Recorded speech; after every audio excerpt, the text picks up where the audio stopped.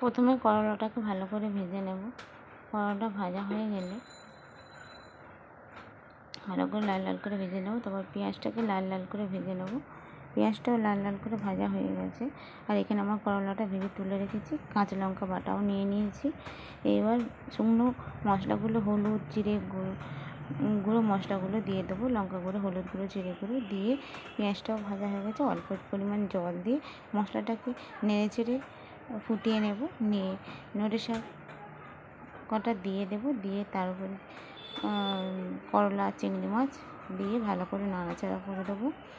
করলাটা লাস্টে দেবো, যখন অল্প রস থাকবে তখন দেবো করলা, চিংড়ি মাছ।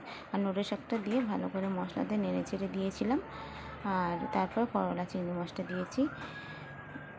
তো কেমন হচ্ছে রান্নাটা, তোমরা কেমনভাবে করো সেটাও জানিও, এবং কেমন হয়েছে রান্নাটা সেটাও কমেন্ট করতে ভুলবে না। আর একটু ভালো করে নেড়ে চেড়ে দিলাম, যাতে একটু চাপা দিয়ে দিলাম।